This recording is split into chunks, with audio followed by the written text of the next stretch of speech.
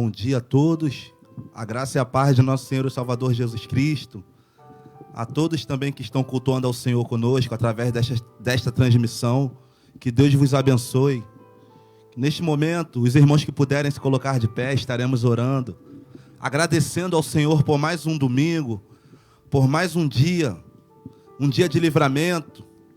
Aleluia, essa oportunidade de estarmos aqui na presença do Todo-Poderoso. Amém? Vamos orar ao Senhor. Pai querido, Pai amado, queremos te agradecer, Senhor, por mais um dia na tua presença, Senhor, reunidos no teu nome para glorificar a ti, para exaltar o teu santo nome, o Deus Todo-Poderoso que está acima de todos, de tudo. Estamos aqui diante da tua presença, do teu altar, pedindo perdão por todos os nossos pecados, todas as nossas falhas, Senhor, porque nós carecemos de ti, da tua presença, da tua misericórdia, Pai. Graças te damos por cada vida que aqui se encontra, Senhor. Cada vida que está também através do Facebook adorando a ti, Senhor. Reunidos em família, Senhor. Senhor, os que estão a caminho, os que não puderam vir, Senhor. Que cada família representada venha receber algo da tua parte, Pai. Senhor, fala conosco nesta manhã. Receba nosso louvor, nossa adoração a ti, Pai. Usa o teu filho que estará ministrando a tua palavra. Que venha ao encontro dos nossos corações, Senhor. Mediante aquilo que nós necessitamos da tua parte, Pai. Uma palavra que nós precisamos de ti. Não uma palavra que nós queremos ouvir de ti, Pai. Senhor, que nessa manhã venha ser uma manhã de libertação. Uma manhã de cura, uma manhã de renovo, uma manhã de restauração, uma manhã de cura, de libertação, aonde teu Espírito Santo tem a liberdade de atuar em nosso meio. Muito obrigado pelo teu Espírito Santo, muito obrigado pela tua bondade, Pai, muito obrigado pela tua presença em nosso meio, muito obrigado pela tua misericórdia. Graças te damos por tudo, Pai. Graças te damos, glorificado seja o teu nome por tudo, Pai. Queremos te agradecer, Senhor, por mais uma vez, Senhor, nós virarmos o ano na tua presença, Senhor. Queremos te agradecer por tudo, Pai. Queremos te agradecer, Senhor, por todas as dificuldades que enfrentamos no ano anterior, Pai. Senhor, que neste ano, Pai, venhamos viver coisas grandiosas em ti, Senhor. Nós venhamos amadurecer cada vez mais em ti, Pai. Que a cada dia, Senhor, venhamos ter experiências contigo, Senhor. Que a cada dia tu venha se revelar mais para nós, Senhor. Senhor, nos desperta para buscarmos a tua presença, Senhor. Nos desperta para buscarmos a tua palavra, Pai. Nos desperta para estarmos mais próximos de ti, do teu Espírito Santo, Pai. Para invocar o teu santo nome, Senhor.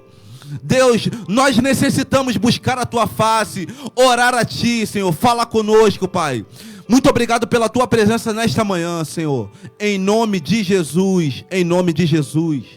Aleluia. Quantos glorificam o Senhor nesta manhã? Amém. Aleluia, graças a Deus. Vamos exaltar o Senhor com louvor que diz: Deus cuida de mim, amém?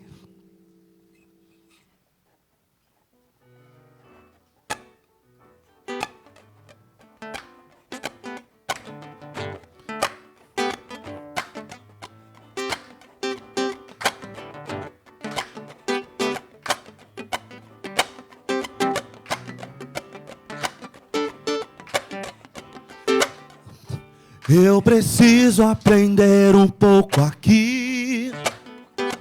Eu preciso aprender um pouco ali. Eu preciso aprender mais de Deus, porque Ele é quem cuida de mim. Se uma porta se fecha aqui, outras portas se abrem ali. Eu preciso aprender mais de Deus, porque Ele é quem cuida de mim. Deus cuida de mim. Deus cuida de mim. Deus cuida de mim. Na sombra das tuas asas, Deus cuida de mim. Eu amo a sua casa. não ando sozinho, não estou sozinho, pois sei, Deus cuida de mim. Deus cuida de mim. Deus cuida de mim. Na sombra das suas asas, Deus cuida de mim. Eu amo a sua casa e não ando sozinho, não estou sozinho, pois sei, Deus Cuida de mim. Se na vida não tem direção, uma decisão. Eu sei que existe. Eu sei que existe alguém que me ama. Ele quer me dar a mão. Se uma porta se fecha aqui, outras portas se abrem ali. Eu preciso aprender mais de Deus, porque Ele é quem cuida de mim. Deus cuida de mim. Deus cuida de mim. Oh, oh. Deus cuida de mim. Nas sombras das tuas asas, Deus cuida de mim. Eu amo a sua casa e não ando. Não ando sozinho, não estou sozinho, pois sei, Deus cuida de mim. Deus cuida de mim. na sombra das tuas asas, Deus cuida de mim. Eu amo. eu amo a sua casa e não ando sozinho, não estou sozinho, pois sei, Deus cuida de mim. Aleluia. O Senhor, Ele cuida de nós. Aleluia. Vamos continuar adorando o nome do Senhor.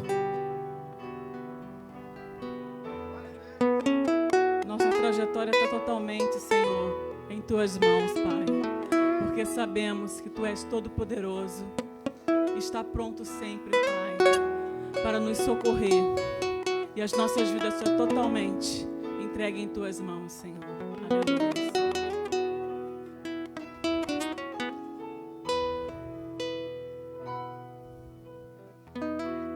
Minha trajetória é marcada por conquistas, minha arma foi a fé. Minha esperança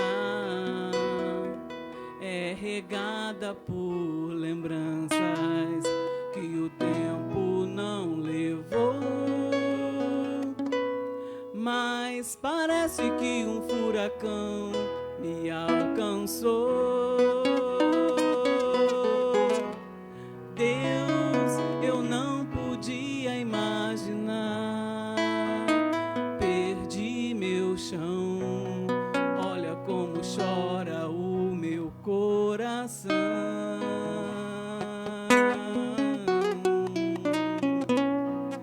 Dessa vez não consigo te tocar, não tenho forças pra clamar. Confesso, eu já tentei. Dessa vez eu entrei no quarto e tranquei a porta. Só tu podes me encontrar. Pois tu és o Deus, pois tu és o Deus que me vê no oculto. és o Deus que me vê no secreto. Tu és o Deus que me vê quando o homem não me vê. Eu não estou só, eu não estou só. Tu és o Deus que me vê no oculto. Tu és o Deus que me vê no secreto. Tu és o Deus que me vê quando o homem não me vê.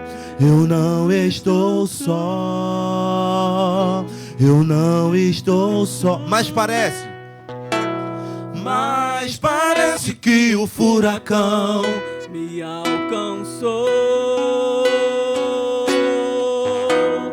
Deus, eu não podia imaginar. Perdi meu chão. Olha como chora o meu coração.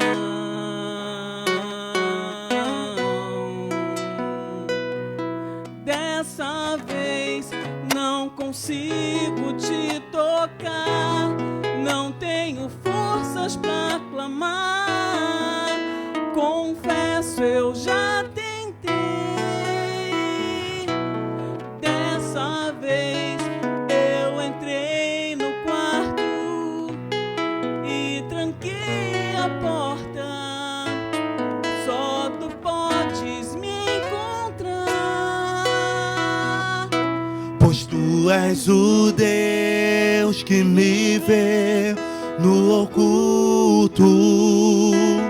Tu és o Deus que me vê no secreto. Tu és o Deus que me vê quando o homem não me vê. Eu não estou só, eu não estou só.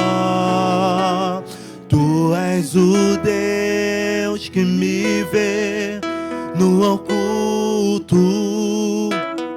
Tu és o Deus que me vê no secreto.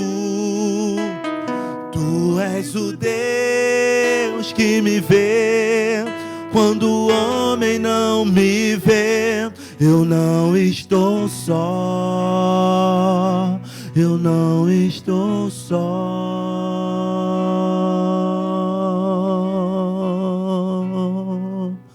Aleluia, aleluia. O Senhor, Ele nos conhece. Salmo 139 vai dizer sobre isso. O Senhor, Ele conhece o nosso sentar, o nosso levantar. Ele conhece a nossa vida. Ele conhece os nossos pensamentos. Antes que uma palavra saia da nossa boca, o Senhor, Ele já sabia. Ele conhece o desejo do teu coração. Ele conhece o que aflige a tua alma. Aleluia. E o mais interessante diante de tudo isso é que o nosso Deus é um Deus inexplicável. Porque no momento que nós acabamos achando que nada vai acontecer, Deus, Ele vai e nos surpreende com alguma ação. Aleluia. Quando nós achamos que não tem saída em alguma situação que nós estamos vivendo, Deus, Ele vai e nos surpreende. Eu profetizo sobre a tua vida que Deus, Ele vai te surpreender. Deus, Ele vai abrir porta onde não tem. Amém, Jesus. Aleluia. Toma posse desta palavra. Porque Deus é um Deus inexplicável. Ah, mas eu não estou entendendo. Deus é inexplicável. Simplesmente glorifique o nome dEle. Aleluia.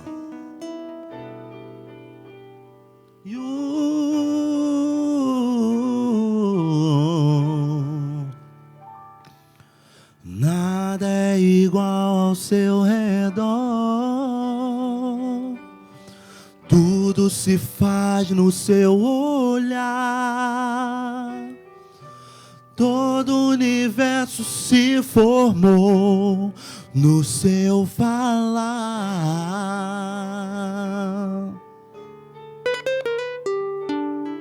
Teu teologia pra explicar,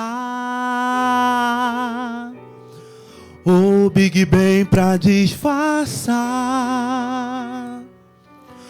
Pode alguém ter dúvida? Sei que há um Deus a me guardar, e eu, tão pequeno e frágil, querendo sua atenção.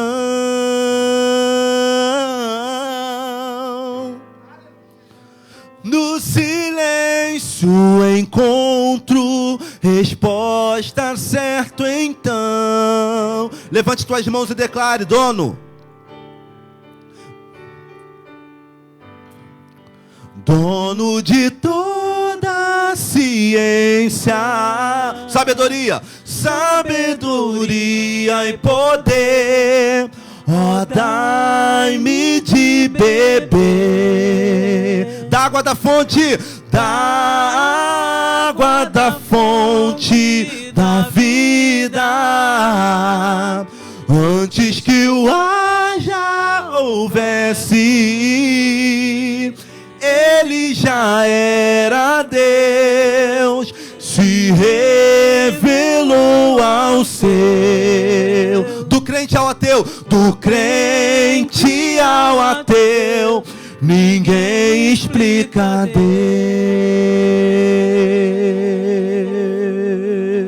Um Deus poderoso, não há como ser explicado. Aleluia.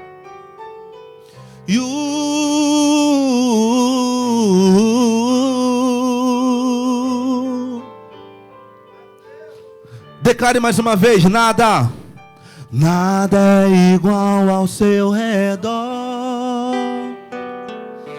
Tudo se faz no seu olhar. Todo o universo se formou no seu falar.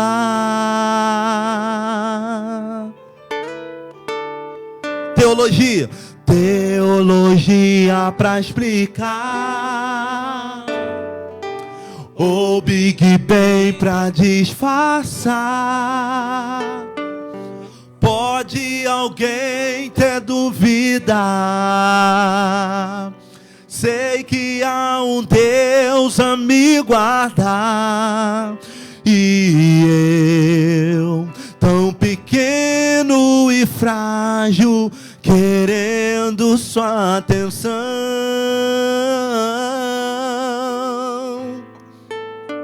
No silêncio encontro resposta certa então.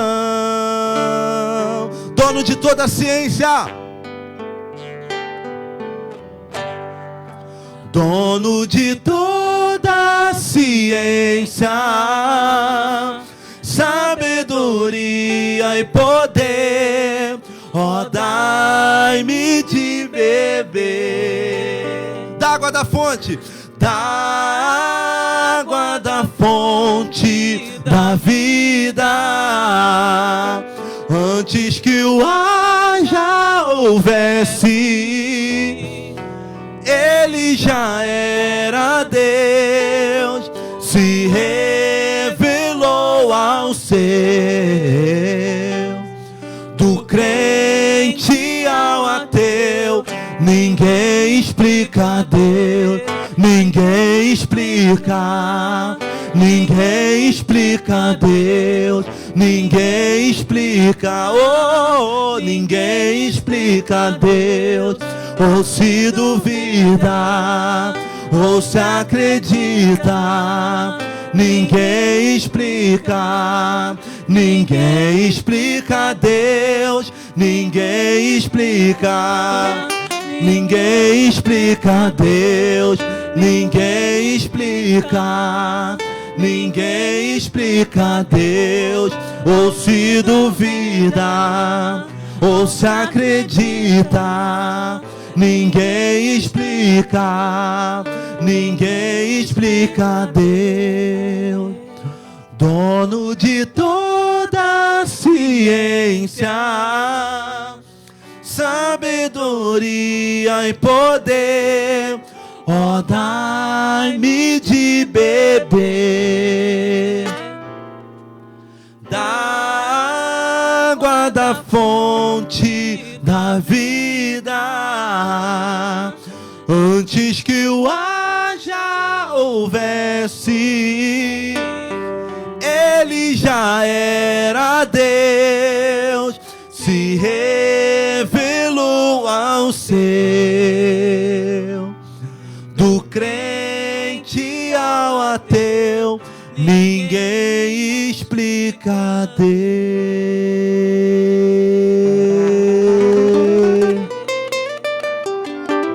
Aleluia! Ninguém explica Deus. Glorificado e exaltado seja o nome do Senhor para todo sempre. Aleluia! Ninguém explica Deus. Nada nos separa do amor de Deus. Aleluia! Nada pode te separar da presença do Senhor, do amor de Deus. Nada. Sabe o que é nada? Só tem um versículo, Isaías capítulo 59, se eu não me engano, que vai dizer: o que faz separação entre nós e o nosso Deus são as nossas iniquidades. Mas mesmo quando nós pecamos, se nós nos arrependermos, chegarmos diante da presença do Senhor com o coração voltado, quebrantado, a Bíblia diz que Deus não rejeita um coração que se dobra a Ele. Amém. Aleluia. Nós temos esse acesso direto através de Cristo Jesus na cruz do Calvário. Você tem o livre acesso ao Senhor, de chegar diante da sua presença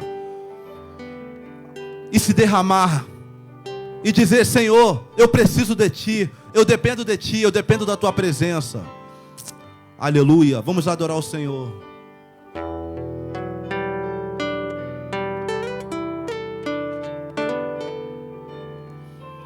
Declare: de todas as provas que eu já passei, é bem difícil, Senhor, a gente ter que ouvir acusações do vil tentador. Lembranças do passado vêm e querem me fazer parar, ou mesmo palavra de alguém que não quer da gente acreditar. E quase parando sem força e vigor, a gente lê a palavra e encontra bastante poder para vencer, continuar a jornada e ver que o passado ficou para trás, pois Cristo na cruz tudo já venceu, e saber que dele não lembra mais. Eu canto pra glória de Deus.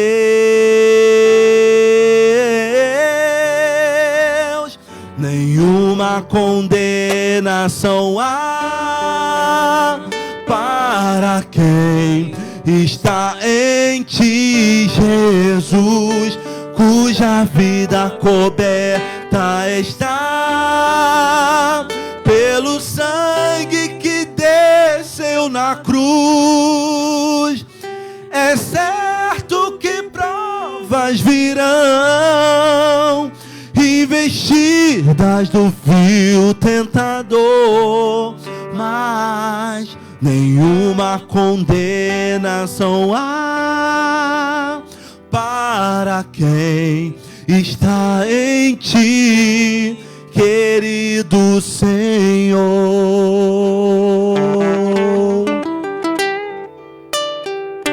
Aleluia. Declare. E quase parando, sem força e vigor. A gente lê a palavra. A gente lê a palavra e encontra bastante poder para vencer. Continuar a jornada. Continuar a jornada e ver que o passado ficou para trás. Pois Cristo na cruz tudo já venceu. E saber que dele não lembra mais. Eu canto pra glória de Deus. Declare: nenhuma condenação há. Nenhuma condenação há para quem está em ti, Jesus, cuja vida coberta está pelo sangue que desceu na cruz. É certo que provas virão, investidas do vil tentador, mas nenhuma condenação há para quem está em ti, querido Senhor. A igreja, nenhuma condenação há. Nenhuma condenação há para quem? Para quem está em ti, Jesus, cuja vida coberta está pelo sangue que desceu na cruz. É certo que provas virão, investidas do vil tentador, mas nenhuma condenação há para quem está em ti, querido Senhor.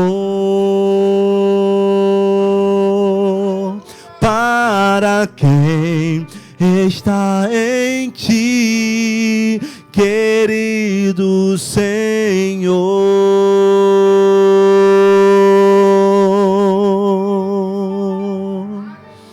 Agradecemos a oportunidade em nome de Jesus. Deus vos abençoe.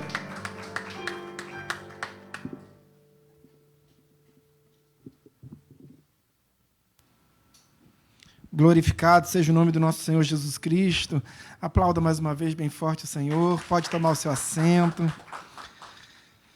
Deus seja glorificado. Meus amados irmãos, estamos todos, nenhum visitante, todos são da casa. Sejam todos bem-vindos a mais um culto na casa do Senhor, mas digo que não é apenas mais um. Bom dia a todos que estão aqui, mas bom dia também a todos que nos assistem no aconchego de seus lares. É um culto muito especial. Estamos num número reduzido e entendemos que não somos privilegiados por estar aqui, mas somos abençoados por estar aqui. Deus nos conduziu pela sua destra fiel para estarmos na sua casa no primeiro domingo deste ano de 2021, após um tempo de reflexão, um tempo de dores, um tempo de enlutamento. Chegamos ao ano de 2021, que certamente será um tempo de colheita, um tempo de colheita espiritual, um tempo de colheita por tudo aquilo que plantamos nesse ano de 2020. Mas é um tempo, sobretudo, de reflexão. E por que eu digo que é um tempo de reflexão, queridos? Porque toda virada de ano, todo final de ano, quando se inicia um ano novo, nós traçamos metas, nós temos os nossos sonhos, os nossos projetos pessoais, os nossos objetivos. E, por vezes, nós descrevemos ali os nossos objetivos e lutamos e pelejamos e buscamos a realização desses sonhos, desses projetos. Mas refletimos também sobre aquilo que vivemos no passado. E é algo absolutamente natural essa reflexão. E essa reflexão tem que acontecer na vida do cristão, a tempo e fora de tempo. O apóstolo São Paulo, ele nos orienta e orienta a igreja grega de Corinto acerca dessa reflexão tão necessária, como se nós estivéssemos levando o nosso corpo a ser testado na fornalha. E nós precisamos resistir a essa reflexão. Nós precisamos entender e compreender que os erros do passado ficaram no passado, mas constroem o nosso futuro, fazem parte da nossa história. Ainda que seja uma história não tão salutar como nós, tão aprazível como nós gostaríamos de ter vivido, elas fazem parte da nossa história e constroem o nosso futuro. Então é importante, demasiadamente importante, essa reflexão acerca do tempo passado. Ocorre que nós estamos nessa primeira semana do ano de 2021. E os judeus também fazem essa reflexão nessa primeira semana. Em verdade, os judeus fazem uma reflexão de 10 dias após a Rosh Hashanah, que é o Ano Novo Judaico. Então, a partir da Rosh Hashanah, os judeus iniciam um período de 10 dias. Nós estamos nesse tempo de 10 dias de reflexão. E quando é que nós encerramos esses 10 dias de reflexão? Quando nós despertamos, olha, agora é o tempo que se inicia, agora nós precisamos levantar a nossa face e buscar, e trabalhar, e buscar a realização dos nossos sonhos, dos nossos projetos, iniciar um tempo de verdadeira intimidade e relacionamento com o Senhor de nossas vidas. Esse tempo de reflexão é importante para que nesse ano, no ano que se inicia, seja ele qual for, e agora iniciamos o ano de 2021, seja um ano não dissociado do Senhor, seja um ano onde os nossos objetivos estejam aliançados aos objetivos do Senhor, seja um ano em que os objetivos do Senhor estejam aliançados aos nossos objetivos e sejam determinantes para o nosso caminhar, para o caminho que escolhemos seguir nesse ano de 2021. E é muito interessante que há um livro apenas que é lido após esses 10 dias de reflexão, ou pelo menos um livro inteiro, né, de todo o cânon bíblico, de toda a Tanakh, que é o cânon bíblico para os judeus. Os judeus não têm o Novo Testamento, evidentemente, ou pelo menos a maioria dos judeus ainda não tem o Novo Testamento, muitos judeus já o têm, como cânon bíblico, mas muitos judeus ainda não o têm. Ocorre que há um livro apenas dessa Tanakh, ou seja, do Antigo Testamento, em que é lido após esses 10 dias de reflexão. E esses 10 dias de reflexão, ele termina quando? Exatamente no Yom Kippur, no dia do perdão. E no dia do perdão, eles leem esse livro, e esse livro que para a gente, muitas vezes, parece uma história que passa, às vezes, desapercebida, que nós não damos tanto valor, uma história parabólica, uma história que não é central em nossas vidas, mas é, de fato, extremamente importante, porque essa história fala de um homem que é o maior de todos os evangelistas entre todos os tempos. O maior evangelista de todos os tempos, em que antes dele não havia visto ninguém, e depois dele também não surgiu ninguém. E é neste livro central, neste livro tão importante para o judaísmo e também para nós, que nós vamos debruçar a homilia desta manhã. E para tanto eu peço que os amados irmãos abram as vossas Bíblias e se dirijam ao Serva de Oná, ou seja, ao rolo de Jonas ben Amitai, o livro de Jonas, filho de Amitai. E assim que você encontrar o livro de Jonas, filho de Amitai, eu peço então que você fique de pé, eu peço gentilmente que você fique de pé, para que nós possamos proceder à leitura primária da palavra de Deus. Livro de Jonas, aquele que foi tragado por um grande peixe. Que peixe era esse? Sei lá também. Alguém falou sei lá e eu concordo. A Bíblia não aponta, não diz, existem muitas conjecturas sobre os grandes peixes que existiam no mar Mediterrâneo naquele tempo. Mas fato é que nós não temos como conjecturar com um certo grau de certeza que peixe que tragou, que foi responsável por tragar e colocar Jonas em seu ventre. Mas nós sabemos que não foi uma baleia, porque a traqueia da baleia não é capaz de engolir um homem por inteiro. Assim que você encontrar, então, o livro de Jonas, eu te convido a ler comigo, a partir do 1º capítulo, os primeiros versos. E assim diz... Todos acharam, amém? Jonas, depois de Obadias, assim diz a palavra do Senhor, a partir do 1º capítulo, os versos 1 e 2 apenas. Veio a palavra do Senhor a Jonas, filho de Amitai, dizendo: Dispõe-te, vai à grande cidade de Nínive e clama contra ela, porque a sua malícia subiu até mim. Feche os seus olhos, todos com os olhos fechados, oremos ao Senhor. Pai santo, Pai amado, Pai bendito, obrigado, Deus, pela oportunidade que o Senhor nos concede de ler a Tua palavra. O Teu Evangelho, as Sacras Escrituras foram lidas, anunciadas nesta manhã. Agora nós oramos e clamamos ao Senhor num som uníssono, numa voz uníssona, Deus, que a nossa oração chegue a Ti, Pai. Que o Teu Espírito Santo conduza esta oração, Deus, com gemidos inexprimíveis, mas que ela chegue a Ti, Pai. E que, através desta oração, Deus, o Senhor derrame ainda mais os Teus dons, a Tua unção, Deus, o Teu azeite sobre as nossas vidas. E que as vidas que aqui estão presentes neste santuário e aqueles que estão em seus lares sejam transformados, sejam edificados, sejam engrandecidos pelo conhecimento das suas sacras Escrituras. Oramos em nome de Jesus. Amém e amém. Podem tomar os vossos assentos, por gentileza. Meus amados irmãos, a Bíblia diz que a palavra do Senhor chegou a Jonas.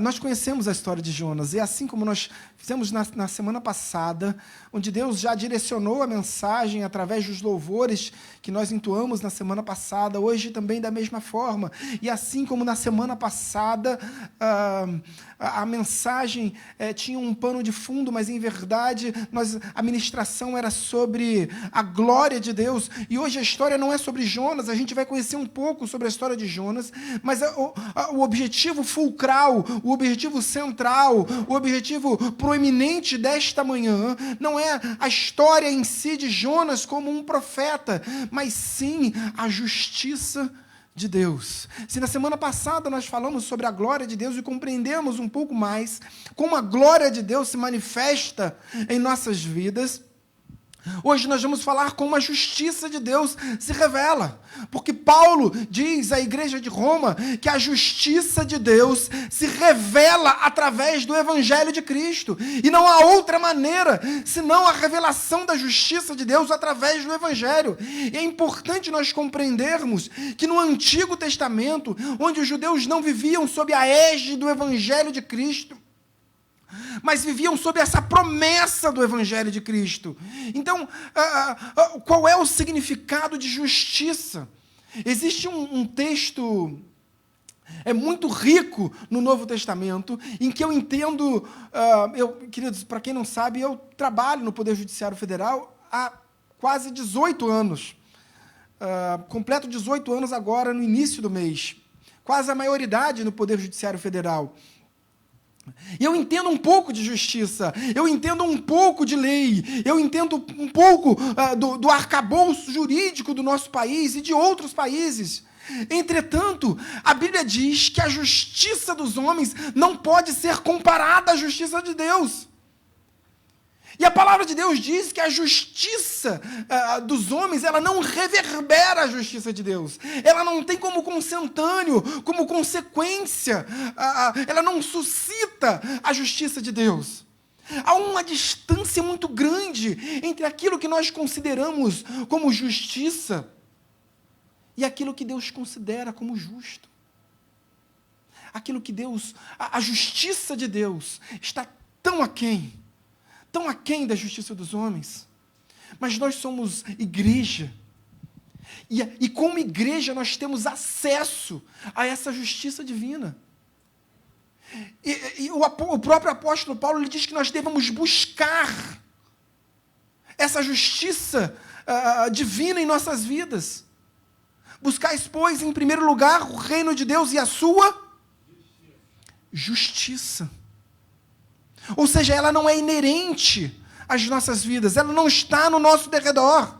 Nós precisamos buscar, nós precisamos exercitar, nós precisamos nos esforçar para conquistar, para almejar, para vivenciar e para compreender o que é a justiça de Deus em nossas vidas. Jonas viveu num tempo de injustiças.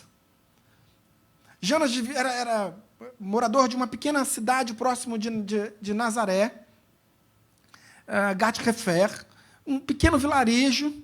Jerônimo diz que era uma cidade, Jerônimo no século IV, um dos pais da igreja, um dos pais latinos, ele diz que era uma cidade extremamente insignificante, era quase um vilarejo.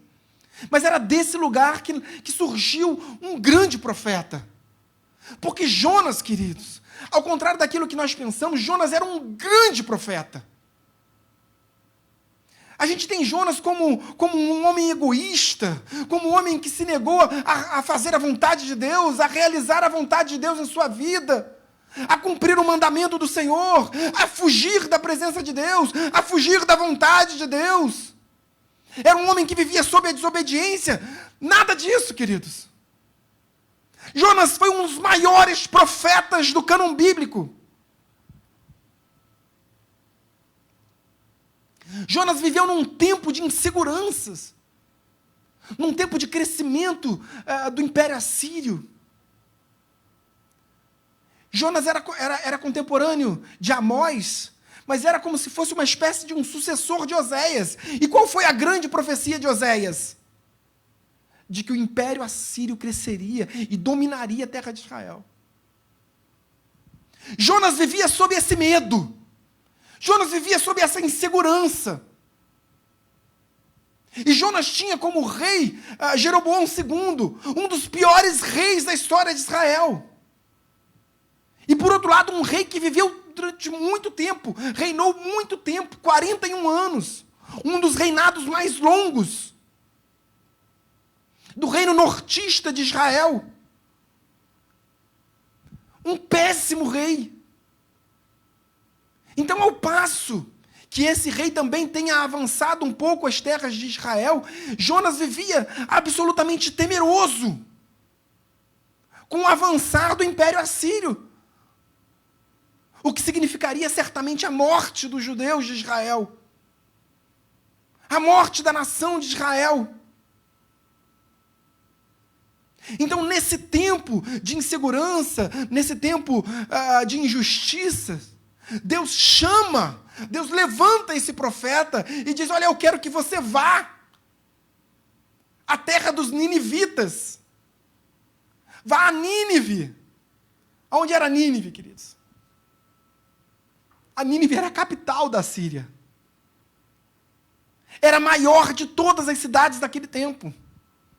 Era uma fortaleza. As muralhas que cercavam Nínive tinham 20 metros de altura. Jerônimo conta que em cima das muralhas passavam dois comboios de carruagens, um indo, outro voltando. Carruagens em cima das muralhas. Só para vocês terem uma dimensão da largura. Era uma cidade extremamente fortificada. E aí Deus diz: olha, Jonas, profeta, levanta, dispõe-te e vai à terra dos ninivitas. Vejam como Jonas, o ministério profético de Jonas é importante para os judeus. Então, nesse dia de reflexão, no Yom Kippur, o chamado Dia do Perdão, os judeus leem este livro. Vocês sabem que a Tanakh é dividida em 3 partes. E o próprio nome Tanakh é um acrônimo de Torá, os 5 primeiros livros. Torá é lei. Torá significa lei em hebraico. Está ali representando a lei de Moisés no Pentateuco, os 5 primeiros livros da Bíblia. O Neviim, o que são os Neviins? São os profetas. Então, é a classificação dentro da Bíblia hebraica como os profetas.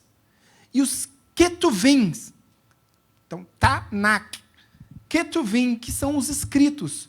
Quais são os escritos? São os textos do cânon hebraico, que são considerados textos narrativos, textos históricos. O livro de Reis, a Bíblia hebraica não separa 2 livros de Reis, é um só. Os livros de Samuel não são 2, um só. Alguns livros que são históricos, que são narrativos, Esther, enfim. Outros livros, Juízes, são livros narrativos. Ocorre que, se nós buscarmos a minha primeira formação, queridos, foi dentro do campo da literatura. Eu fiz letras, depois fiz a pós-graduação, enfim, e segui por um tempo dentro do campo da literatura. E no campo da literatura, se nós analisarmos o texto escrito por Jonas, é uma narrativa literária. E os textos narrativos, eles são considerados os escritos, os ketuvins. Mas Jonas era tão importante para os judeus, e é tão importante para os judeus, que Jonas, em que pese a sua forma de escrituração seja uma narrativa, esse texto ele se encontra dentro do enquadramento dos profetas, dos neviins. Por quê? Porque Jonas é considerado um profeta. Um profeta que é levantado para exercer um ministério para anunciar o reino. Não é isso que o profeta faz, queridos. O profeta anuncia o reino. O profeta anuncia o evangelho. A profecia ela já nos foi revelada. Existem muitas tradições acerca de quem foi Jonas. Jonas também é citado em 1 Reis, capítulo 14, como um profeta do tempo da expansão do Império Nortista, do Reino Nortista de Israel. Mas alguns dizem, há uma tradição que conta que Jonas também era, em verdade, o filho da viúva que foi restaurado, que teve a sua vida restaurada pelo profeta Eliseu. Nenhuma comprovação bíblica ou extrabíblica em relação a esse sentido, apenas uma tradição que também não ganhou muita força, mas é uma tradição que existe. Mas todo o texto de Jonas, ele fala de um aspecto que para os judeus é o princípio da vida, é o princípio da existência, é o princípio da dignidade da sua vida espiritual, que é o que eles chamam de Teshuvá. Todos os judeus conhecem Teshuvá. Todos, e absolutamente todos os judeus, sabem o que é a Teshuvá. A Teshuvá é um processo de arrependimento, é a capacidade do arrependimento.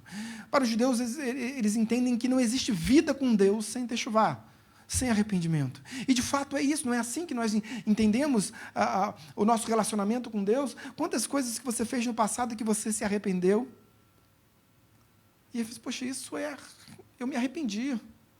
Eu me arrependi, ou eu me remoí, ou eu me conduí em remorsos. A gente precisa definir o que aconteceu com o nosso passado, para compreender o nosso presente, para poder definir melhor o que nós queremos para o nosso futuro.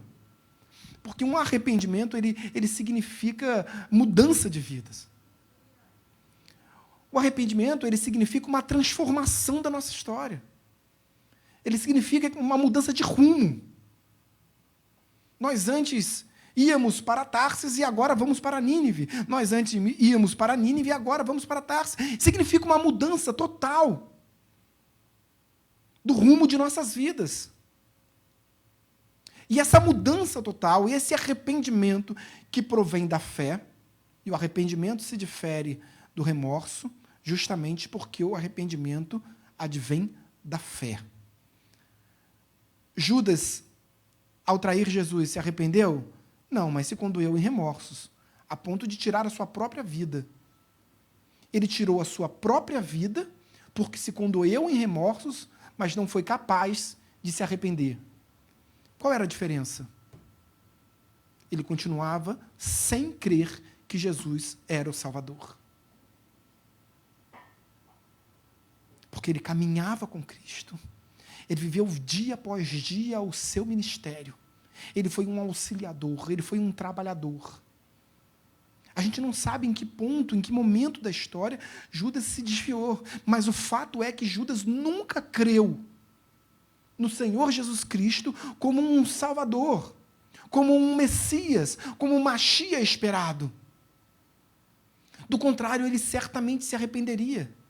Ainda que tivesse errado, se arrependeria. Mas não se arrependeu, porque em nenhum momento a fé foi manifestada na vida de Judas. Mas Judas não se compara com Jonas. Mas Jonas tem um momento em que ele ouve a voz do Senhor. Ou seja, a fé dele é inabalável. Ele fala com o Senhor. Ele escuta a voz do Senhor. Quem já escutou a voz audível do Senhor? Alguém aqui já escutou? Eu não escutei. Eu conheço pessoas que escutaram. Eu nunca escutei a voz do Senhor de uma forma audível. Mas tudo bem, porque a voz do Senhor é a minha própria voz quando eu leio a palavra do Senhor. Eu estou lendo e eu estou escutando a minha voz, mas eu sei que não é a minha voz, é a palavra do Senhor. E é isso que a gente precisa compreender. Sem essa compreensão, a gente não vai entender o que é a justiça de Deus em nossas vidas.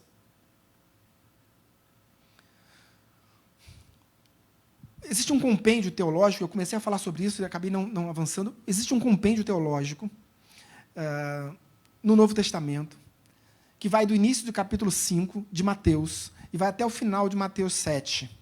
É um compêndio que fala sobre justiça. São 3 capítulos da Bíblia que falam sobre justiça.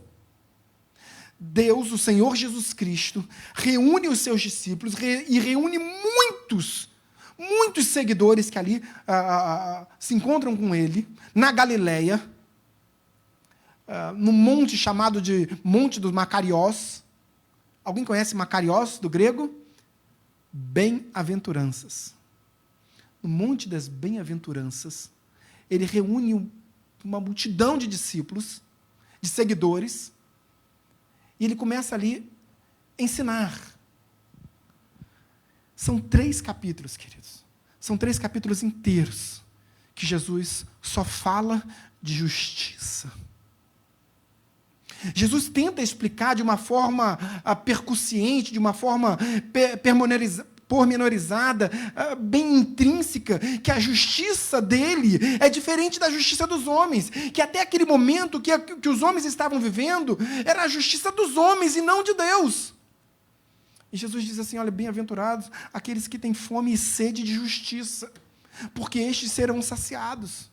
E Jesus começa a demonstrar para os discípulos que o relacionamento com eles seria diferente do relacionamento que o mundo tem, que o mundo vive, que o mundo oferece. Mas até aquele momento os judeus continuavam sem entender. Porque Jesus disse, olha, bem-aventurados aqueles que têm fome e sede de justiça. Não é a fome do alimento, não é a sede da água. É de justiça, porque estes serão saciados. Mas os judeus continuavam sem entender. Logo mais à frente, os discípulos, Senhor, tem uma multidão, nós não vamos, como é que nós vamos alimentar essa multidão? Estavam ali preocupados com coisas materiais, com o alimento, com o que se vestir, e Jesus disse, olha a erva do campo, nem Salomão se vestiu assim em toda a sua glória, quanto mais vós, filhos meus. Eles estavam preocupados, mas Jesus estava dizendo, olha, não é a roupa. A roupa não é mais importante que o corpo. A vida é mais importante que o alimento que a sustém. E a sua vida espiritual é muito mais importante que a sua vida material. E foram 3 capítulos falando de justiça. Justiça. Justiça. Para que os homens pudessem entender o que é a justiça de Deus. Porque muitas vezes nós não compreendemos a justiça de Deus. Nossos filhos falam assim, pai, isso não é justo. Quando você briga, isso não é justo. É certo que essa é a justiça dos homens. Mas a justiça dos homens também é falha. A justiça dos homens muitas vezes se transforma em injustiça. Mas a justiça de Deus não se compara à justiça dos homens. Porque a palavra de Deus diz, quando Paulo fala à igreja de Corinto, 1 Coríntios capítulo 5, que um homem se fez pecado, um justo, se fez pecado sem nunca ter pecado, para que nós, nele, diz o texto, nele fôssemos justificados. Isso não parece justo. Essa é a justiça de Deus. Não parece que um pecador que cometeu tantos pecados possa ser absolvido. Não me parece justo que o ladrão na cruz, apenas porque creu em Cristo, pudesse ser absolvido. Ele foi justificado. Ele foi justificado porque essa é a justiça de Deus. Mas o Evangelho, ele é tão grandiosamente multiétnico, e a gente pensa que, quando Jesus disse, olha, eu vim inicialmente para os judeus, porque era o cumprimento da profecia de que Jesus, como judeu, viria inicialmente para os judeus, mas já era o cumprimento da profecia de que o Evangelho precisava ser pregado a todo mundo. E Jonas é a representação de que o Evangelho tinha que ser pregado a todos os povos, todas as etnias, todas as fés. Porque nós somos os guerreiros da fé em Cristo Jesus. E condenamos e julgamos aqueles que professam uma fé diferente da nossa. Porque nós, muitas vezes, não conhecemos a justiça de Deus. Porque os ninivitas eram o povo mais odioso que existia. Era o povo mais maldoso, mais cruel. Tinham por hábito conquistar cidades, e à medida que eles conquistavam cidades, eles levavam os crânios. E empilhavam os crânios como se fossem troféus. Crânios de homens, mulheres e crianças. Crânios até de animais. Era um povo extremamente cruel. Talvez o mais cruel de toda a história bíblica. Um dos mais cruéis de toda a história da humanidade. E Deus diz para Jonas, o seu profeta de Israel, diz, olha, agora você vai sair de Israel e vai para Nínive.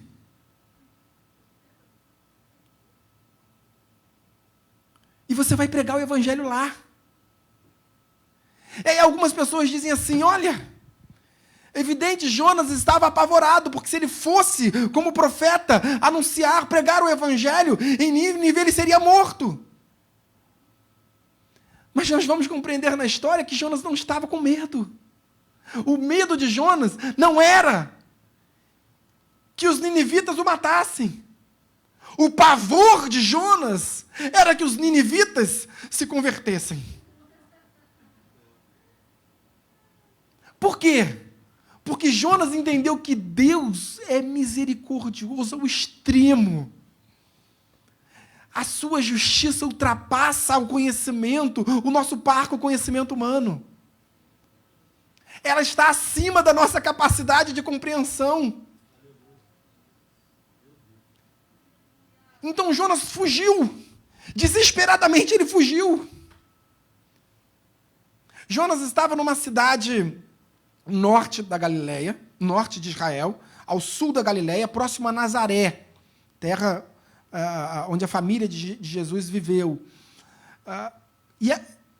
seguindo em direção ao mar Mediterrâneo, 9 quilômetros de Nazaré, tinha esse pequeno vilarejo. Quando Deus disse para Jonas ir para Nínive, no extremo, em um dos extremos do Império Assírio, Jonas foi para o outro lado, foi em direção ao mar Mediterrâneo. E quando ele chegou no mar Mediterrâneo, ele desceu em direção, foi pela costa, descendo em direção a Jope. Por que Jope? Porque Jope era o porto judaico, era o porto de Israel. É onde chegavam todas as grandes embarcações. E dali tinha um barco que poderia levá-lo a outros lugares. Então, quando ele ouviu a voz do Senhor mandando ele pregar o Evangelho, em Nínive, ele correu para Tarsis, ele correu para Jope para pegar uma embarcação. Ele estava decidido a ir para Tarsis? Não. Ele ia pegar o barco que levasse para mais longe. Agora vejam, eu devia ter colocado o mapa para vocês entenderem do que eu estou falando. Jonas foi para Jope, queridos, não tinha aplicativo de celular que pudesse reservar a passagem para um lugar mais distante. Ele teve que ir a Jope. E quando ele chegou em Jope, ele descobriu que tinha uma embarcação que ia para Tarsis. Essa mesa aqui, o tampão desse púlpito é o mar Mediterrâneo. É o mar Mediterrâneo.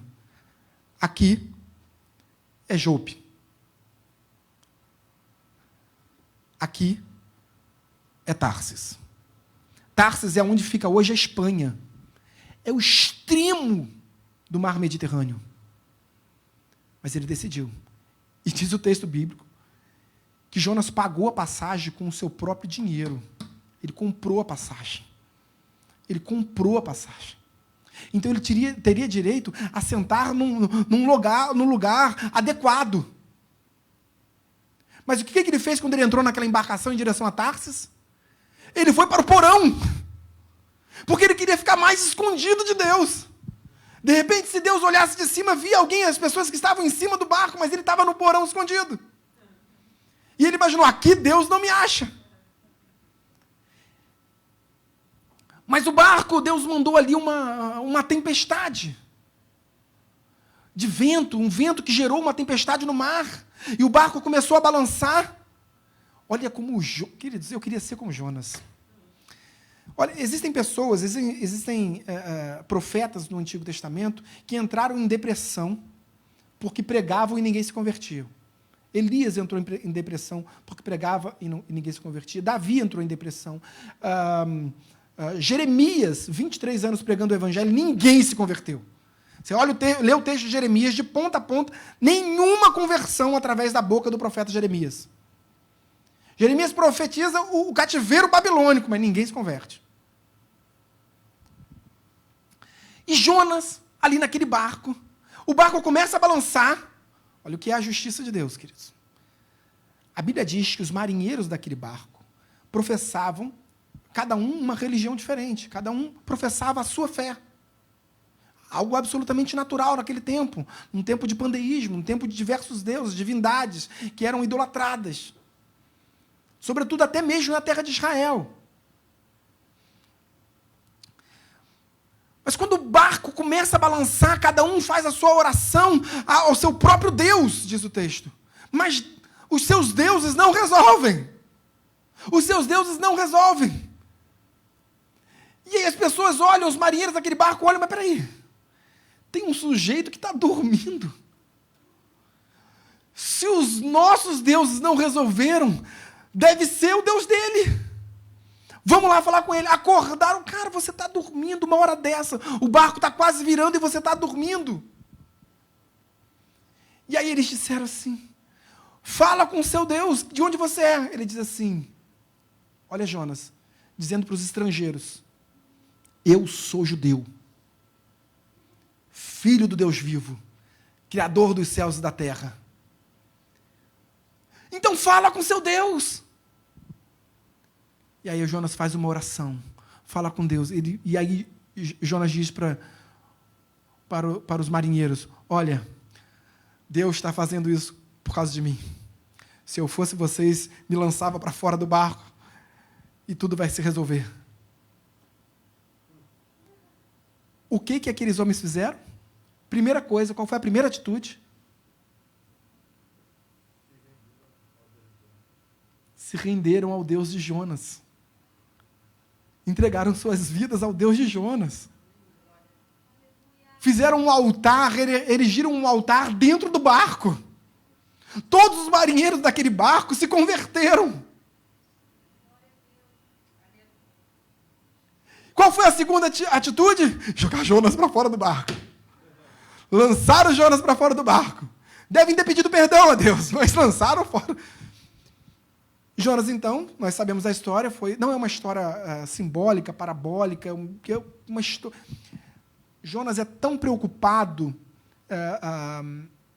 em escrever de uma forma narrativa, contando aspectos consideráveis da história do Império Assírio, inclusive, para demonstrar a veracidade dos fatos descritos nesse texto de Jonas. Jonas, então, é engolido, ele vai parar no ventre de um grande peixe, ele resiste ali, e este é o símbolo de Jonas, né? O que Jesus fala do símbolo de Jonas, o que a vida de Jonas representa para nós no Evangelho, em Cristo? A ressurreição. Jonas ficou 3 dias tido como morto no ventre de um peixe, e o peixe, Deus fala com o peixe cospe, põe Jonas para fora, e aí Deus fala novamente com Jonas. Vamos ler a palavra de Deus. Capítulo 3 de Jonas. Acompanhe comigo. Capítulo 3 de Jonas. Depois que Jonas é lançado fora, depois que Jonas é retirado do ventre do peixe, diz assim: veio a palavra do Senhor segunda vez a Jonas, dizendo: dispõe-te, vai à grande cidade de Nínive e proclama contra ela a mensagem que eu te digo. Querido, fica por aí. Jonas disse, no capítulo 2, no verso 9, que ao Senhor pertence a salvação. Jonas já demonstra claramente que a preocupação com a pregação do Evangelho em Nínive não era com a sua própria vida, não era com a sua morte, era com a conversão dos ninivitas.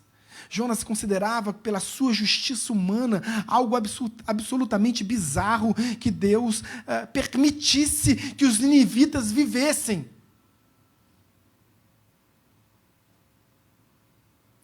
Nós passamos por muitas histórias de nossas vidas, né? E aí vivemos nesse tempo de reflexão do Ano Novo do Rosh Hashanah até o Yom Kippur, até o dia do perdão. E nesse tempo de reflexão, aqueles que nós que aqui estamos, enquanto igreja, a nossa reflexão é pautada na palavra do Senhor, a vontade de Deus para as nossas vidas. Mas eu digo para vocês com um grau de certeza que aqueles que lá fora estão também passam por esse tempo de reflexão. Ainda que não conheçam o Senhor, eles também têm um tempo de reflexão em suas vidas. E essa filosofia, essa questão da reflexão, da alma, do coração, ela se desenvolve muito no final do século XVIII, depois do século XIX, primeiro com Hegel, depois com Feuerbach. E Feuerbach ele escreve um livro que diz sobre a essência do cristianismo. Era um filósofo alemão que escreve a essência do cristianismo. E você olha pela capa, porque as pessoas leem o livro pela capa, né? Você olha que capa bonita, eu vou ler esse livro. A essência do cristianismo. E aí você abre aquele livro para ler, que vende, você pode comprar esse livro. Nós temos hoje, em várias editoras, sendo publicado. Esse livro foi publicado no Brasil por várias editoras. E você vai ler o livro do filósofo Feuerbach, você vai entender que a essência do cristianismo para ele é uma mentira, é um engodo. Tanto é que Karl Marx é um discípulo de Feuerbach. E dentre tantos livros que nós conhecemos de Karl Marx, como O Capital, o Manifesto Comunista, os livros mais conhecidos, mas ele também tinha um livro que se chamava Sobre a Causa dos Judeus, que é um livro que ele ataca veementemente. Sabe quando vocês conhecem aquela frase que muitas vezes nós ouvimos falar, que a religião é o ópio do povo? Ele retrata isso nesse livro antissemita, sobre a causa dos judeus, que é o nome do livro.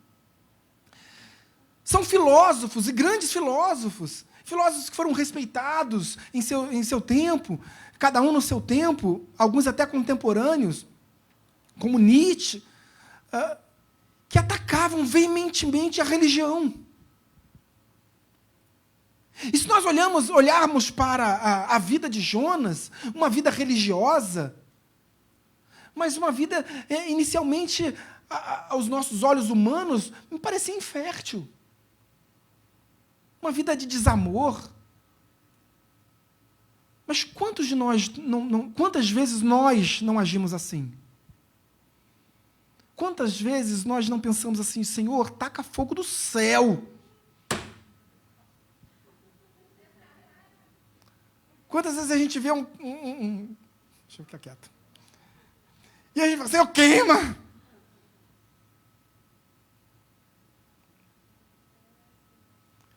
Quantas vezes a gente vive, a gente age como se a gente vivesse num nicho evangélico dos escolhidos, nós somos os supra-sumos do mundo espiritual, num nicho de mimados, religiosos mimados, egoístas. Porque, por vezes, nós não conhecemos a justiça de Deus. E achamos que Deus, por ter nos chamado, nos escolhido, nos transformados em eleitos do Senhor, nos dado a condição de estarmos na sua casa no primeiro domingo do ano, ou seja, a bênção de estarmos na casa de Deus no primeiro dia do ano, nós entendemos então, no nosso íntimo, a gente jamais vai verbalizar uma coisa dessa, mas a gente entende que Deus nos ama mais do que ama aquele sujeito que está ali fora, perdido, que não sabe discernir entre a mão direita e a mão esquerda. Não é verdade. Não é verdade, e estaríamos muito, muito, muito aquém, muito distantes da verdade de Deus.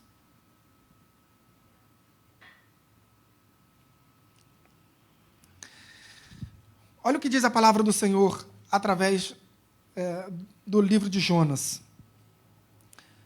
Quando Jonas vai pregar o evangelho em Nínive, ele começa a anunciar, começou o Jonas, verso 4, começou o Jonas a percorrer a cidade a caminho de um dia, e pregava e dizia, ainda 40 dias e Nínive será subvertida. Fica por aí. Jonas estava dizendo, como é que Jonas prega o evangelho para milhares de pessoas se converterem? Deus diz, era uma cidade tão grandiosa, que era uma cidade que tinha pelo menos 120 mil pessoas.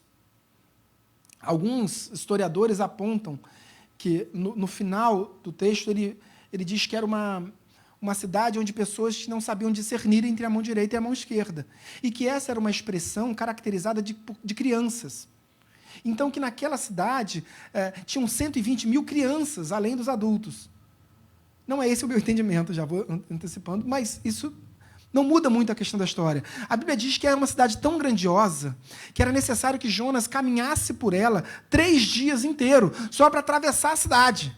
Numa linha reta, ele precisava atravessar a cidade em 3 dias para pregar o evangelho. Se ele não parasse para nada, se ele não parasse para tomar um quisuco na quitanda, ele avançando direto, ele demorava 3 dias para atravessar a cidade. Em quantos dias Jonas pregou o evangelho? 1. Acho que ele atravessou a cidade correndo. Olha, e como é que ele prega o evangelho? Ele fala do amor de Deus, da graça, da misericórdia. Ele diz, olha, se arrependam, porque Deus é maravilhoso, Deus é... Não. Ele falou assim, daqui a 40 dias todos vão morrer. Daqui a 40 dias essa cidade será subvertida pelo Senhor. E ele só falava isso. E ele atravessou a cidade correndo, dizendo que todos iam morrer em 40 dias. E o que diz o texto? Que Jonas, quando faz isso, ele se retira e fica próximo da cidade, olhando para ver se Deus vai mesmo destruir aquela cidade. Porque ele está ansioso ali. Crente, querido. Crente é assim mesmo. Crente. O homem era tão crente que era profeta. Deus falava com ele. E ele estava ali. Vai, Deus, manda fogo. Manda fogo. Queima. Faz justiça, Deus. Faz justiça.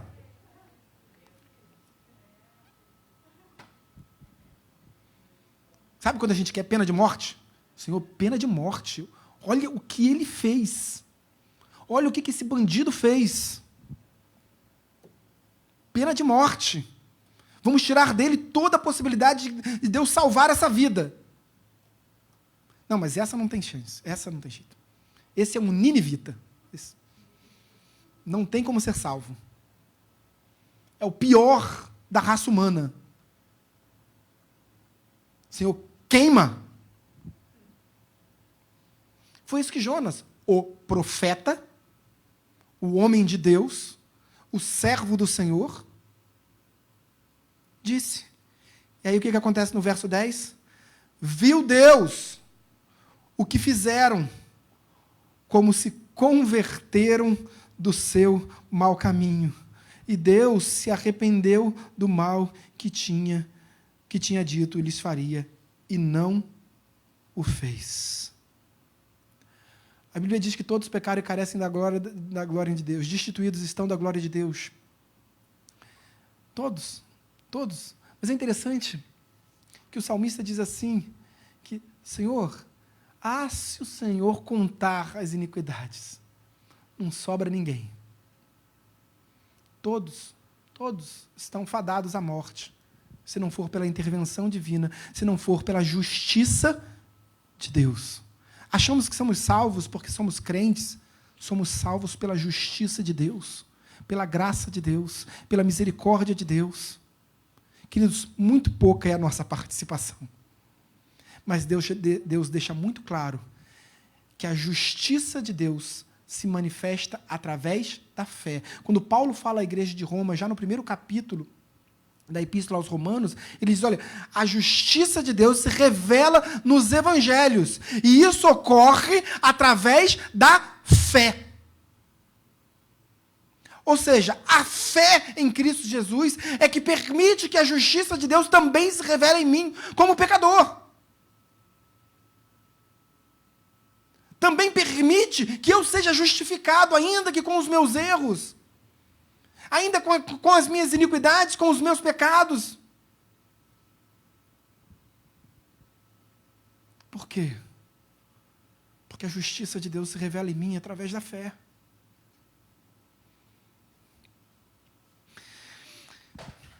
Mas aí diz o texto, verso 10, Deus se arrependeu do mal. Claro que isso é um antropomorfismo, claro que isso é uma forma de atribuir a Deus sentimentos humanos para que nós pudéssemos compreender o que de fato aconteceu. Claro que Deus não é homem para que minta, nem filho do homem para que se arrependa. Deus sabe de todas as coisas, Deus é onisciente. Então, Deus sabia que aquele povo iria se converter. Deus sabia que os ninivitas se converteriam. E olha o que continua no texto. Com isso, depois da conversão, com isso, desgostou-se Jonas extremamente e ficou irado. E orou ao Senhor e disse, Senhor, não foi isso que eu disse, estando eu ainda na minha terra? Por isso me adiantei, fugindo para Tarsis, pois sabias que és Deus clemente e misericordioso e tardio em irar-se, e grande em benignidade, e que te arrependes do mal. Isso é incrível, gente. Continuando. Peço-te, pois, ó Senhor, tira-me a minha vida, porque melhor me é morrer do que viver. E disse o Senhor: é razoável essa tua ira, Jonas?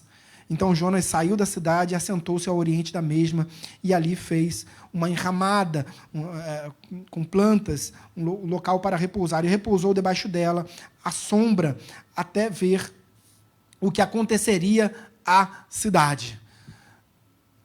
Os ninivitas se converteram. Diz a palavra de Deus que Deus então se arrependeu do mal que haveria de fazer. Jonas então intercede ao Senhor: Senhor, se arrepende de novo e taca fogo. Jonas então sai da cidade e fica esperando. Você é agora, Senhor. Estou aqui de camarote. Faz o fogo descer. Não conhecemos a justiça de Deus, queridos. Não conhecemos a justiça de Deus. Esse é um texto que fala muito sobre a justiça de Deus. Epístola que o apóstolo Paulo escreve a um irmão na fé, um homem que caminhou com ele na fé, chamado Filemão. A epístola ao Filemão é a 18ª epístola do Novo Testamento, mas é exatamente a 13ª do Corpus Paulinus, ou seja, é a última epístola escrita pelo apóstolo Paulo. E nessa epístola, ele estava preso em Roma, mas nós sabemos que em Roma ele ficou preso numa prisão domiciliar. Então muitas pessoas iam até Paulo. E em Roma ele recebeu a visita de um homem chamado Onésimo, que era um escravo. Mas quando Onésimo chega para conversar com Paulo em Roma,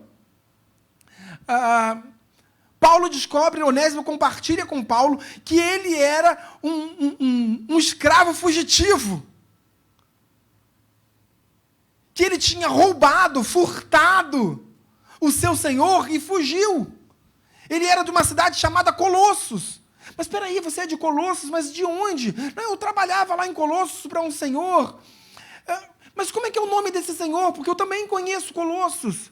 O nome dele é Filemão. Filemão? Filemão, o marido da tal, o pai da... Meu amigo. Você roubou meu amigo.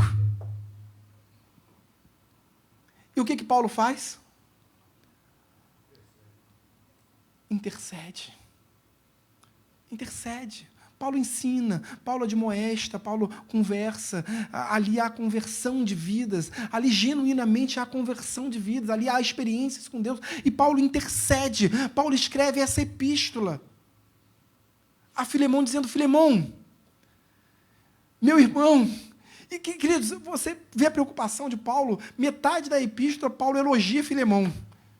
Ele já prepara o caminho. Olha, você, meu irmão amado, eu lembro das histórias que a gente caminhou junto no Evangelho. Você é um servo bom e fiel. Você é um homem amoroso. Então, agora que eu já disse tudo isso, eu tenho um pedido a fazer. Sabe, Onésimo, e Onésimo significa útil. Antes ele te foi inútil, mas agora será útil para mim e para você. E se ele te deve alguma coisa, põe na minha conta. Queridos, isso é tremendo, porque isso aponta para o esclarecimento do que é a justiça de Deus. Põe na minha conta. O que Jesus fez na cruz do Calvário, ele disse: tetelestai, está consumado. Tetelestai era um documento, era um carimbo, posto nos documentos de dívida dos romanos, e o carimbo é carimbo do pagamento da dívida, porque você andava com esse pagamento, com essa dívida. Era um documento que você andava com ela. Como você olha, esse é um devedor. Sabe quando você está devendo no SPC e no Serasa? Crente não pode ficar devendo, não, queridos. Não pode, não. Claro, situações excepcionais, mas você tem que preservar o seu nome. O nome para o crente é importante. E aí, imagina, você está devendo no SPC e no Serasa, você sai na rua, está escrito SPC e Serasa. Bem grande, uma placa. Era basicamente assim. Mas quando você pagava a sua dívida, você levava aquele documento, eles carimbavam no seu documento. Pum! Tetelestai. Está consumado. Ou seja, as suas dívidas foram pagas. Foi isso que Jesus disse na cruz do Calvário. Tetelestai, está consumado. As nossas dívidas foram pagas. Pagas por nós? Não. Porque assim é a justiça de Deus. Nós continuamos devedores até o momento em que Cristo paga as nossas vidas e nos justifica. nos torna justiça de Deus. É isso que Paulo também fala. Cristo, através, se fazendo o pecado e fazendo com que os nossos pecados fossem perdoados na cruz do Calvário, diz o texto que ele nos faz justiça de Deus. Então, se você não compreende o que é justiça de Deus, se olha no espelho, porque você é a justiça de Deus. Eu me olho no espelho e eu vejo um pecador, mas justificado. Justificado, isso é justiça de Deus. Vamos continuar o texto só para a gente terminar. Verso 6. Então fez o Senhor Deus nascer uma planta que subiu por cima de Jonas para que fizesse sombra sobre a sua cabeça, a fim de o livrar do seu desconforto. Jonas, pois, se alegrou em extremo. O homem mais cíclico, não é assim a vida do crente? O crente, Jesus, o crente é uma figura ímpar na história da humanidade. Se Deus abençoa, ele é o homem mais feliz do mundo. Mas se Deus admoesta, exorta em alguma coisa, minha igreja não presta, o meu pastor não sabe nada. Enquanto ele está sendo abençoado, ele ama o pastor. Quando ele é exortado, ele... é a felicidade extrema. Queridos, eu vou compartilhar algo pessoal. Não vou. Tá bom, só pelo ar. Minha filha estava vendo um louvor, um vídeo, e ela ficou ali emocionada, e ela chorou diante daquele louvor. Chorou copiosamente. E eu passei por trás dela, ela estava no escritório, e eu vi ela... Eu falei, o que foi, filha? Nada, pai. Aí eu fui até mais perto e eu vi que ela estava chorando muito. E eu falei, que bênção, Deus está falando com ela através desse louvor. Mas, por outro lado, a gente tem que ficar atento com essa felicidade excessiva, porque se ao mesmo passo que a gente tem uma felicidade excessiva tão facilmente, claro, não estou questionando ali o falar de Deus, ali é uma questão específica, tá, queridos? Mas nas nossas vidas, isso acontece, a gente fica feliz demais com uma coisa, e de repente outra, a gente vai lá embaixo, a gente se transforma em ruínas, como se fôssemos o pior das pessoas. A gente tem que ter estabilidade no Evangelho. A gente tem que saber que no mundo terás aflições. Passais por aflições, nós passaremos. Mas a nossa estabilidade emocional com Cristo, ela tem que estar sempre inabalável. Amém? Mas Deus, no dia seguinte, ao subir da alva, enviou um verme, o qual feriu a planta e esta se secou. Em nascendo o sol, Deus mandou um vento calmoso oriental. O sol bateu na cabeça de Jonas, de maneira que desfalecia, pelo que pediu para si a morte, dizendo, melhor me é morrer do que viver. Então perguntou Deus a Jonas, é razoável essa tua ira por causa da planta? Ele respondeu, é razoável a minha ira até a morte. Tornou o Senhor, tens compaixão da planta que te não custou trabalho, a qual não fizeste crescer, que numa noite nasceu e numa noite pereceu? E não hei de eu ter compaixão da grande cidade de Nínive, em que há mais de 120 mil pessoas que não sabem discernir entre a mão direita e a mão esquerda, e também muitos animais. Queridos, o Senhor Jesus Cristo, ele disse que a nossa justiça ela tem que exceder, e muito, a justiça dos fariseus e dos escribas, Mateus capítulo 5, verso 20. A nossa justiça ela tem que exceder, e Cristo diz, e muito, a justiça dos homens, a justiça religiosa, a justiça fria, a justiça que não produz vida. Cristo também diz, olha, acautelai-vos dessa justiça. Acautelai-vos dessa justiça que você pratica a fim de ser visto pelos homens. E aí, a partir desse texto que Cristo diz, olha, acautelai-vos dessa justiça, Mateus capítulo 6, verso 1, acautelai-vos dessa justiça que você pratica, a fim de ser visto, ele começa a explicar sobre doação, sobre oferta, sobre oração, sobre jejum. Porque ele está dizendo, olha, você precisa entender que oração não reflete a justiça dos homens, ela tem que refletir a justiça de Deus. A oferta, ela não tem que refletir a justiça dos homens, mas a justiça de Deus. O jejum não tem que refletir a justiça dos homens, mas tem que suscitar a justiça de Deus. Jonas estava preocupado demais com aquela planta. Em verdade, ele estava raivoso, rancoroso, porque Deus havia operado o milagre e realizado a sua justiça na cidade de Nínive. E aí a gente precisa compreender qual é a justiça que nós queremos para as nossas vidas. Porque nós podemos ser ótimos crentes, cristãos, podemos ser bondosos, benignos, exercer de fato a nossa benignidade, auxiliar as pessoas que precisam, ajudar o corpo de Cristo, trabalhar na obra do Senhor. Mas enquanto isso, se nós não tivermos a compreensão, isso se perfaz em justiça dos homens. Isso nos parece correto, sábio. Mas a gente precisa entender que o que fazemos é para refletir a justiça de Deus em nossas vidas, e não a justiça dos homens. E a justiça de Deus está muito acima, é muito superlativa, é muito superior à justiça que nós entendemos como justiça dos homens. Amém, queridos? Vamos ficar de pé. Eu quero terminar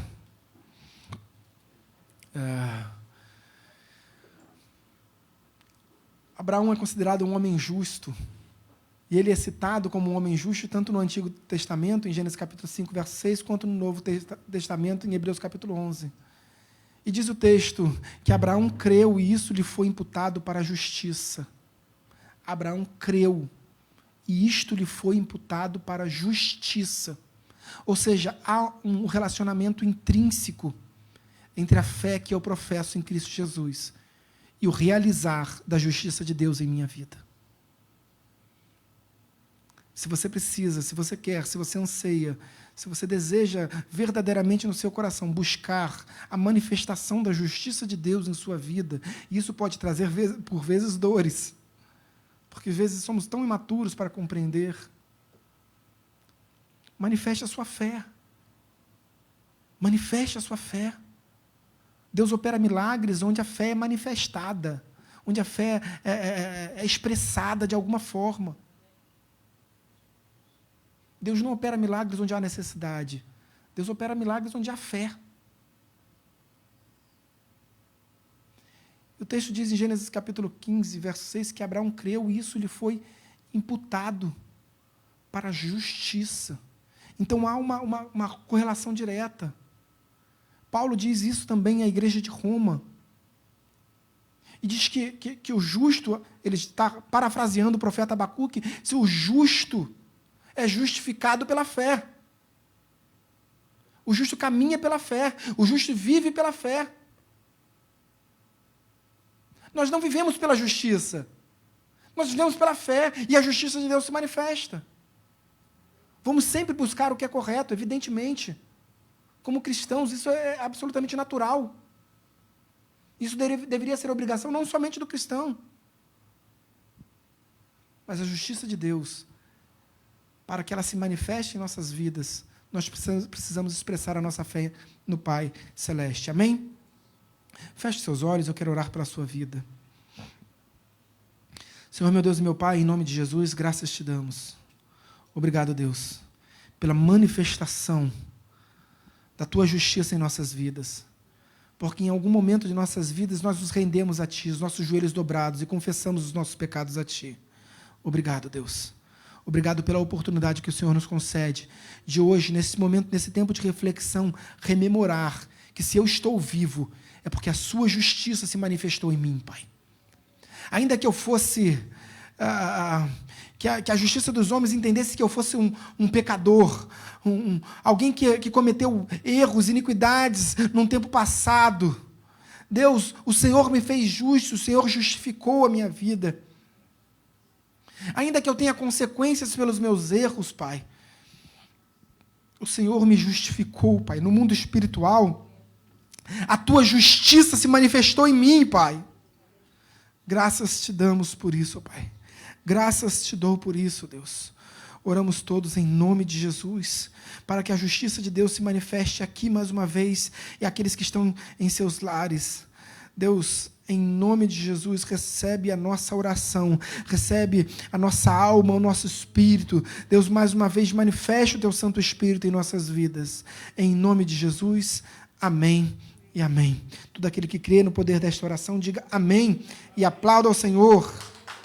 Aleluia. Pode tomar os vossos assentos. Eu estou sem o relógio aqui, então eu não sei se eu passei muito da hora. Acho que não, porque se ninguém falou nada, está tudo certo.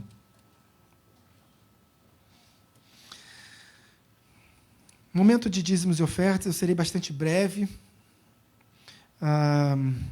Diz assim na primeira epístola que o apóstolo Paulo escreve à igreja de Timóteo. Antes de qualquer coisa, para aqueles que estão na live e que não se retirem nesse momento de dízimos e ofertas, eu quero deixar um aviso bem importante, que fui incumbido pelo pastor Gama e, se eu não desse o aviso, estaria o desobedecendo. É só para lembrá-los, hoje não teremos culto à noite, tá, queridos? Excepcionalmente, hoje à noite, nós não teremos culto. Nós temos muitas pessoas viajando, muitas pessoas, até na cidade, mas em outros locais, passando esse tempo com a família. Então, não teremos culto hoje à noite, nem presencialmente e muito menos online, evidentemente. Amém? Voltamos ao texto bíblico da primeira epístola que o apóstolo Paulo escreve a seu filho na fé, Timóteo. Nesse tempo, Timóteo já era pastor da igreja de Éfeso. E ele diz assim, 1 Timóteo capítulo 6, verso 10, porque o amor do dinheiro é raiz de todos os males, e alguns nessa cobiça se desviaram da fé, e a si mesmo se atormentaram com muitas dores. É um texto bastante conhecido que diz que o amor ao dinheiro é a raiz de todos os males. Mas, por vezes, a gente para nesse versículo, nesse tempo, assim, né? Dizendo que o amor ao dinheiro é a raiz de todos os males, e temos essa compreensão de que, de fato, é a raiz de todos os males. Muitos erros vai da nossa idolatria, não somente pelo dinheiro, mas por outras questões, por objetos materiais, é a nossa idolatria, e isso é a raiz de todos os males. Esse amor ao dinheiro como uma divindade, como Deus Mamon, é, de fato, a raiz de todos os males, como diz o texto bíblico. Mas o texto bíblico ele continua dizendo que esse amor ao dinheiro ele é tão intrínseco e tão verdadeiro em nossas vidas que nós, de fato, nos desviamos da fé. E ao nos desviarmos da fé, ele continua dizendo, há uma consequência para isso. E há uma consequência de atrairmos para as nossas vidas muitas dores, dores espirituais, dores da alma, dores de todas as espécies. É uma consequência. Queridos, todas as vezes que nós erramos, tudo que nós fazemos em nossas vidas, tudo que nós plantamos, nós colhemos, tudo que nós fazemos em nossas vidas tem consequências. Sejam consequências boas ou ruins, temos consequências. E é importante nós entendermos isso como igreja, porque o meu erro afeta o meu irmão. Quando eu erro, quando eu exerço, por exemplo, um ministério e eu erro, eu afeto a vida do meu irmão. Quando eu estou no seio de uma igreja, quando eu sou um servo do Senhor e estou aliançado a uma determinada igreja, se eu erro, a minha igreja sente. A minha igreja pode não saber que eu errei, mas certamente ela vai sentir. Quando eu erro, eu atraio dores, não somente para a minha vida, mas para todos aqueles que me cercam. Se, por exemplo, eu represento a minha infidelidade com Deus através dos dízimos e das ofertas, eu afeto a minha igreja. Eu não apenas me desvio da fé porque estou em desobediência, eu atraio dores, eu atraio consequências não apenas para a minha vida, mas para todos aqueles que me cercam. E sobreveste, sobretudo, sobremaneira, a minha igreja. Então, como cristãos, como sal da terra e como luz do mundo, nós temos responsabilidades. No que pertine a dízimos e ofertas, nós precisamos ter responsabilidade. Mas precisamos compreender que para participar deste momento nós precisamos ser igreja. A chamada aos dizimistas é para a igreja. O mundo não tem que dizimar. O mundo não pode dizimar. A chamada aos dizimistas e o privilégio de ser dizimista é da igreja. Então, se você tem compreensão, se você é igreja, seja fiel. Se você ainda não é igreja, aguarde o momento da sua conversão. Amém? No que pertine aos dízimos, seja voluntarioso, no que pertine às ofertas, no que concerne as ofertas a Deus, representa também um relacionamento com Deus. Mas deve ser participado, deve ser... esse momento de dízimos e ofertas é um momento de alegria. Se você ainda não tem alegria, aguarde também o momento que Deus em que Deus colocará certamente alegria no seu coração. Nós temos envelopes em nossas poltronas, fique bastante à vontade para ofertar ou não.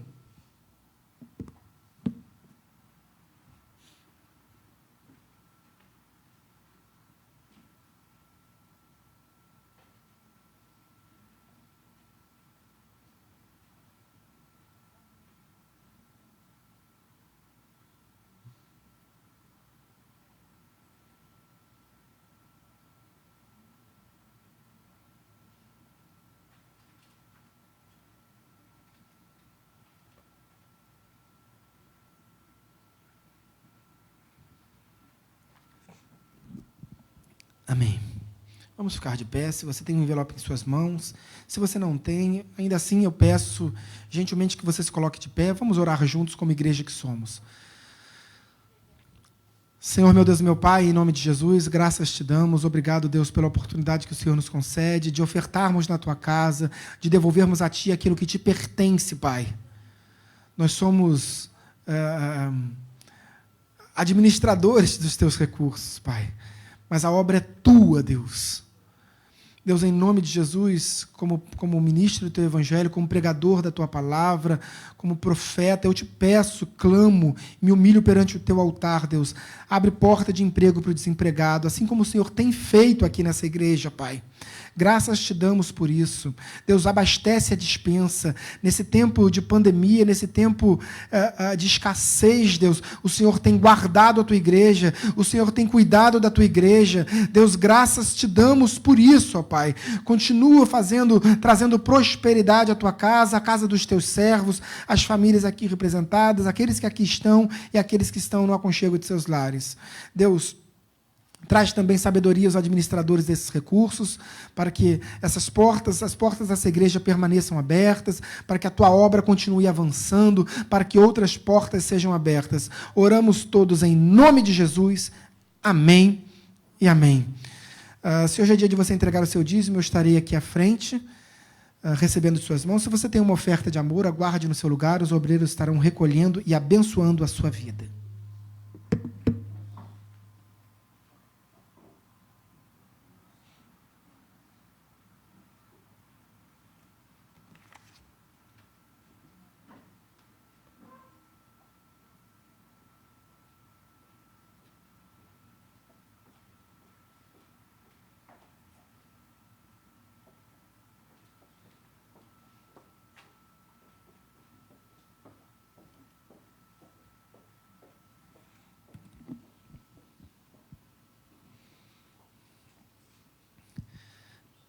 Máscara e óculos não combinam, né, irmãos?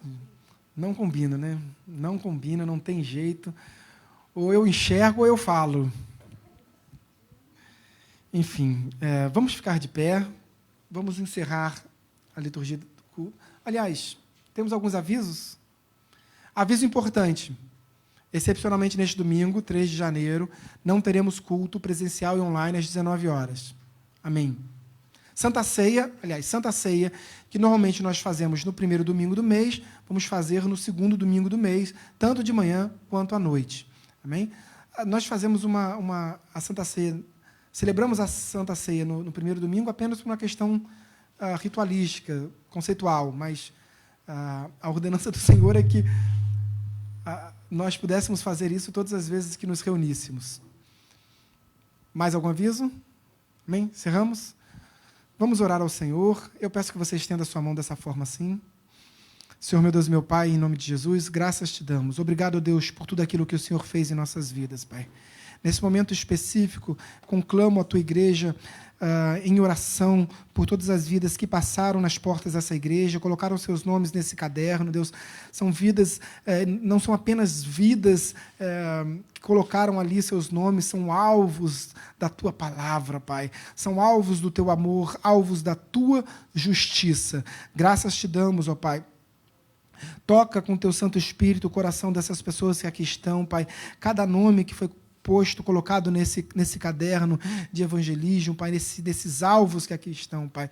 Graças te damos por isso. Te pedimos também, de uma forma muito específica, orando pela vida do Rafael, Pai, nesse momento, em um hospital, Deus, sendo tratado, mas o Senhor é o médico dos médicos, Deus, então eu te peço, envia cura, ministra cura, te agradecemos pelo avançar da medicina, da tecnologia, da ciência, Pai, usa os melhores médicos, usa os melhores hospitais, Deus, usa os melhores medicamentos, Deus, e traz o seu filho de volta para casa, curado, em brevidade de tempo. Deus, oramos em nome de Jesus. Pai, agora eu te peço, Pai, como ministro do teu evangelho, despede a tua santa igreja no amor do Deus Pai, na graça salvífica e redentora do nosso Senhor Jesus Cristo e nas doces consolações e na comunhão do Paráclitos, o Espírito Santo de Deus. Assim seja hoje, nesta manhã, e para todos sempre, e todo aquele que crê no poder desta oração, diga amém e aplauda ao Senhor. Deus abençoe a todos.